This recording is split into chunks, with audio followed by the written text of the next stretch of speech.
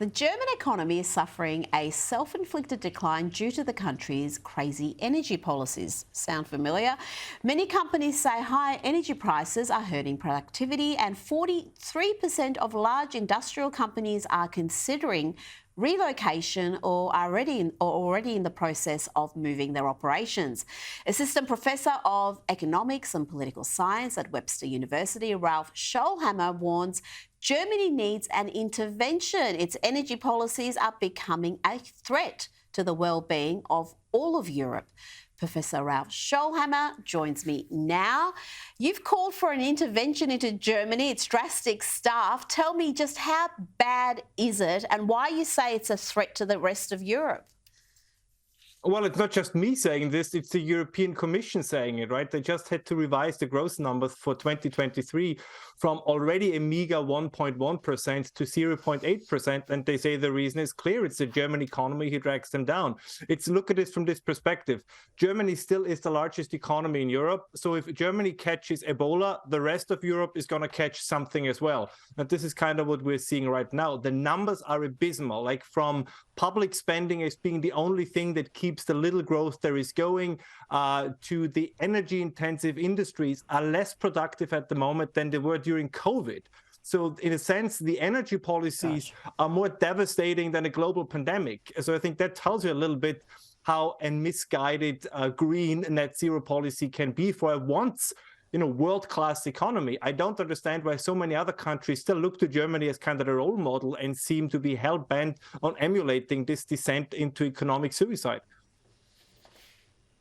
Now, you also write that this energy transition that we're seeing in Western nations is basically seeing a massive transfer of taxpayer funds from the West directly to China. Explain that. Well, let me make one point absolutely clear. In order to produce renewables, you need fossil fuels, right? China dominates the entire solar industry because they have state subsidies, they have cheap coal, you need massive amounts of energy to produce polysilicon for solar, and of course they have forced labor, which plays a role as well. So they start to dominate those markets. They do the same with electric vehicles, and they're now planning to do exactly the same with wind turbines. Now, here's the irony. Now, as you know, I'm a proponent of nuclear, but if we say in the West, we want to do a little bit of solar, a little bit of wind, and this I think is going to be important for your Australian listeners, your country would be perfectly suited to do this. You have natural gas, you have some of the world's best coal reserves, so Australia could, if they would want to be, they could be one of the world's greatest competitors in the solar industry. But the Australians don't do it because you also, at least in parts, have signed up to this absurd idea that in 20 years we will no longer need fossil fuels. That's completely, if you'll allow the expression, that's completely insane. The fossil fuel age will come to an end at some point, but it's not going to be tomorrow. It's not going to be in 30 years. It's not going to be in 60 years. So we hamper ourselves because we deliberately undermine the benefits that come from these great resources. And again, I can only stress this once more. Australia is a prime example. You guys are an energy superpower. And you deliberately, in many ways, let this go to waste. It's an absurdity, kind of. It's the Australian version, in some sense, of what the Germans are doing. And you could argue it's even worse because we are blessed with natural resources, uranium, coal, gas. We've got hundreds of years of reserve in all those categories. Now, during an address to the Future Energy Forum this morning, our Prime Minister, Anthony Albanese, claimed Australia can be a renewable energy superpower. Have we got that grab? Oh, no, we don't.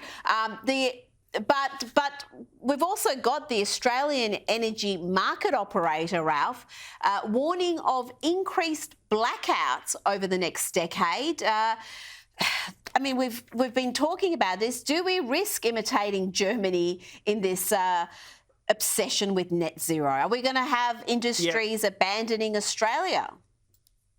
Yes, because I think there's one thing about energy and electricity specifically that people underestimate. You must look at this like heartbeats or taking breath, right? You need to do it all the time. So this is the problem with renewables. So you cannot say, oh, I'm just going to save heartbeat. So I'm going to breathe twice as fast today, and then tomorrow I don't breathe at all. That's not how it works. You have to do it all the time, right? If your doctor tells you, oh, your heart is going to be fantastic, your heartbeat is perfect, for 364 days a year. There's just one day when it's not going to work at all. You're dead. And it's the same in the energy area. So if you say, oh, these renewables are fantastic, yes, when they run, when the wind is blowing, when the sun is shining, they're fantastic. But if that's not happening, then it's like, your heart setting out, or you stop breathing. And I think this is what people don't understand. And this is a little bit, quote unquote, the lie that we are being sold, right? They always just tell us how great it is on average. They say, well, on average last year, 30% came from renewables, and then and soon it will be 50, and soon it will be 60.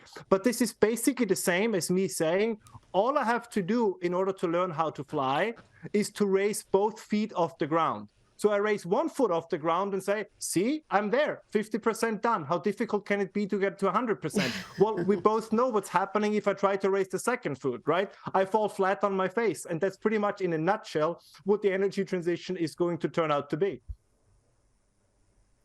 And isn't it remarkable that China, the market that's producing the solar panels, the wind turbines, and so much of the renewables infrastructure, it's building coal plants weekly, 2 a week on average, we've the latest reports suggest. So they've worked out that fossil fuels are actually cheaper to build the renewables infrastructure that they're going to ship to us. It's a crazy world. Ralph Schoellhammer, thank you so much for your time. Always a pleasure to speak to you.